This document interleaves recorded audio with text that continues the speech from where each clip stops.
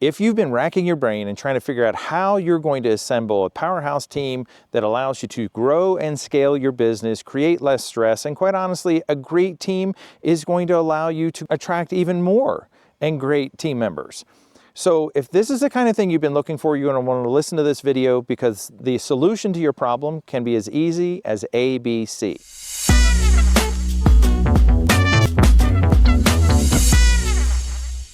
My name is Kevin Johnson, and I'm the CEO of Leverage Consulting, as well as the creator of Leverage U, an online university.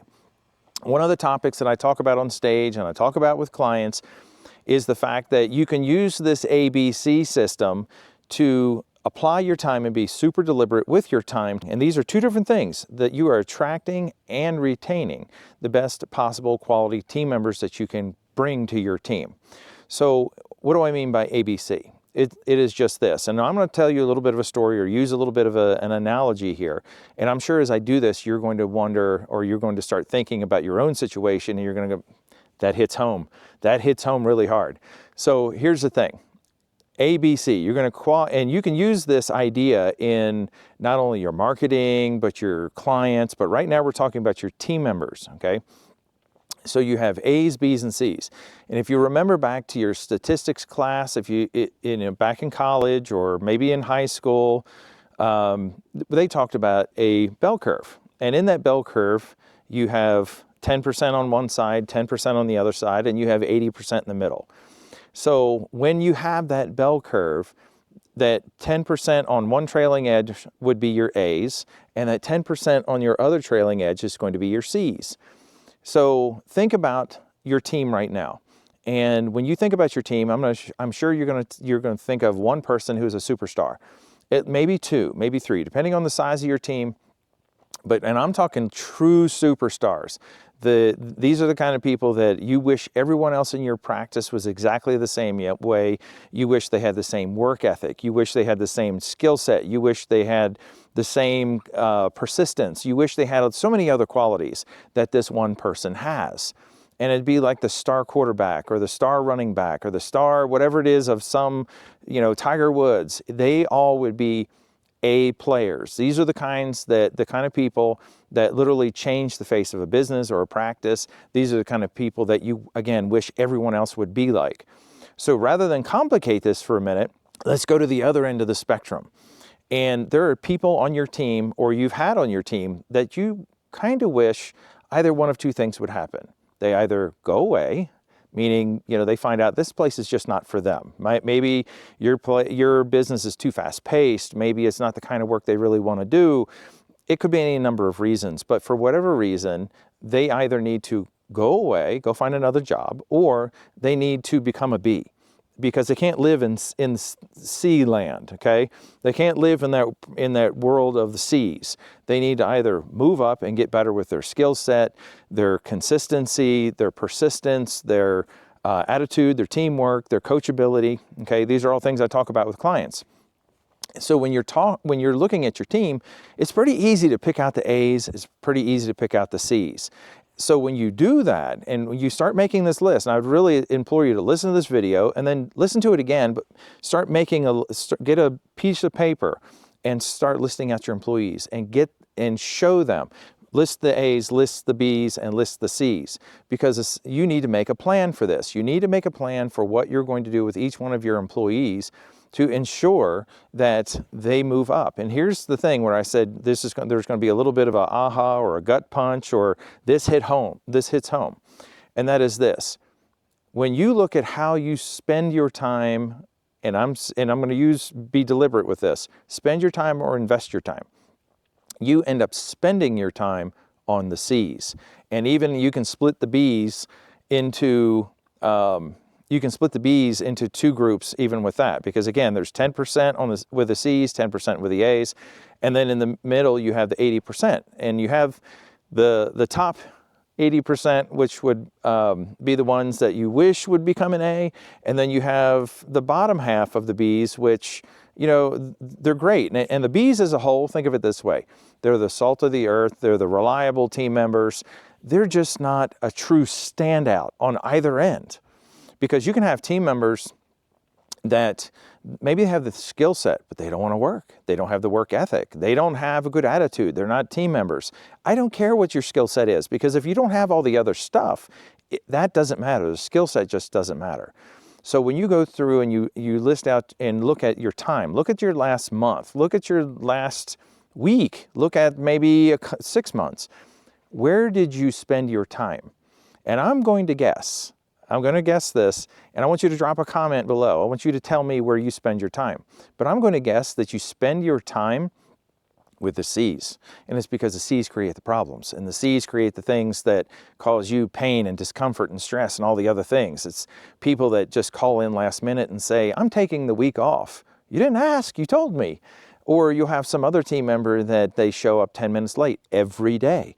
And you're wondering to yourself, what do I do with this? What do I do with this person who shows up late every flipping day, okay?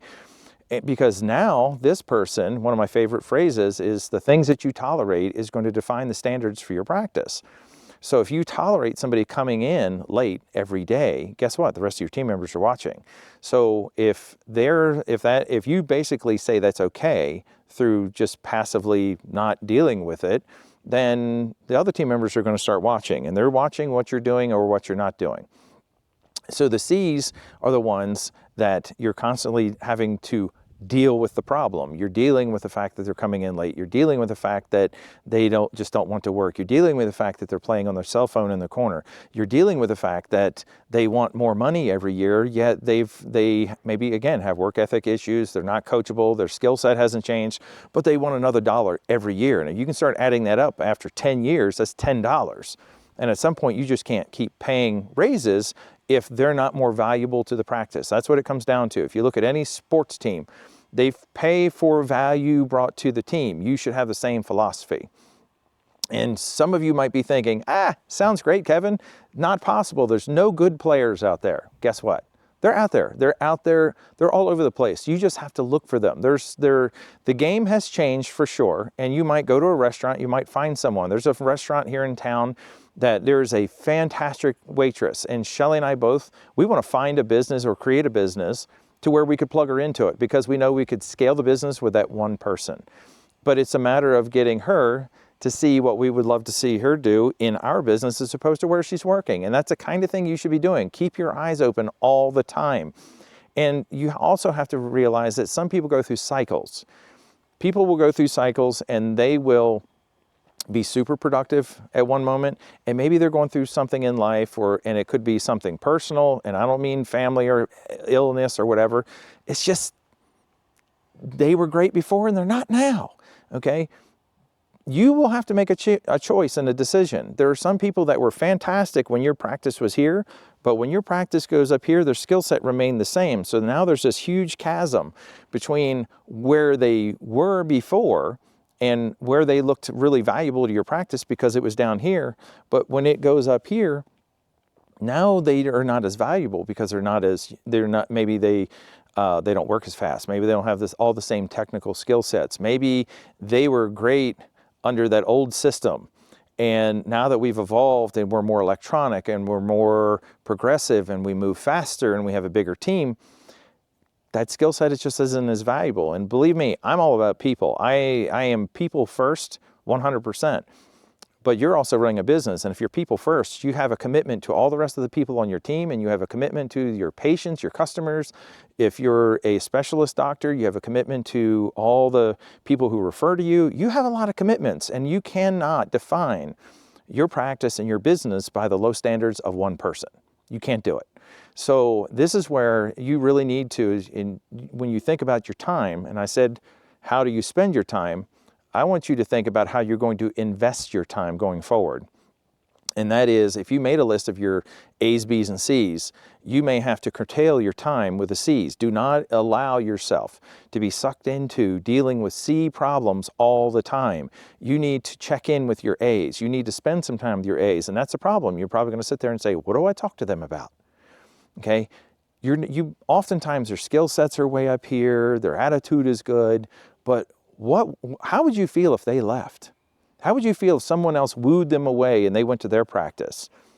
Be a gut punch, right? So they may do that because they didn't know you cared about them. They didn't know you had their back. They didn't know a lot of things, okay? And if you don't make the time to tell them that, and it could be as simple as just checking in. Do you need anything from me?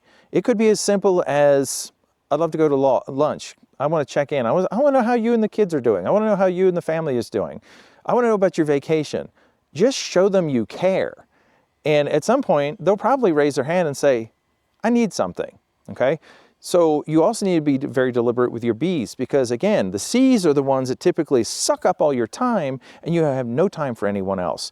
You need to make sure you have the time for the B's and the A's, okay? Make sure the A's know you're there for them, you have their back, you value them, and let me know if there's something you need, okay? And you may have to step in with A's periodically. I'm doing this with a client right now. He has 2 A players, but the A players are super frustrated right now. And this could be a completely different video that I'm going to do. But he's having to step in and basically act like a general with his A players. And he's not doing anything bad. He's just doing something they're not willing to do because they feel like the rest of the team is not capable. Okay? Basically, his A players are hoarders, and they're keeping all the responsibilities and all the tasks and all the duties, and they're not letting any of the B's or C's have their opportunity or their day to learn some of these skill sets or even demonstrate they're capable, okay? So those are the kinds of things you can do for A's. B's, they should all have development plans. They should have development plans that show, for speed, efficacy, accuracy, their technical skill sets, their people skills, all those kinds of things. And the same thing for the C's, but it's just different. With the B's, in an idea, you want them to sharpen their axe. You want them to, because any of this that I'm talking about right now should become their path to where they earn a raise and not just demand a raise. Okay, that you don't want them coming to you with an ultimatum and say $1 or I'm out of here. You don't want that. You want them to come to you and say, I need a raise, and you say, you know what, you've earned it. And it shouldn't be a mystery as to how they can earn it. And that's where the development plan comes in. Same thing with the C's, but with the C's, it's a different conversation because you're really saying to them, I really need you to step it up. And you have to define that through the development plan. So as I said earlier, it can be as easy as A, B, C. The key to this is you need to be consistent and you need to be super deliberate with your time. So as I said, drop some comments below. I'm sure this is going to hit home for some of you. This is might even, I don't know, for some of you, it might be a gut punch. For some of you, I know it's going to hit home. Every time I talk about this with clients, I can start to see, the smoke going off up here, and, they're thinking about people and situations and all these kinds of things. So I know it's the same for you. So if you have thoughts or comments on this, drop a comment below. But also, if you have a question or there's something else I can help you with, again, my name is Kevin Johnson. I am the CEO of Leverage Consulting and the creator of Leverage You. And if you found this content to be helpful, hit like and hit subscribe because I put content out like this all the time.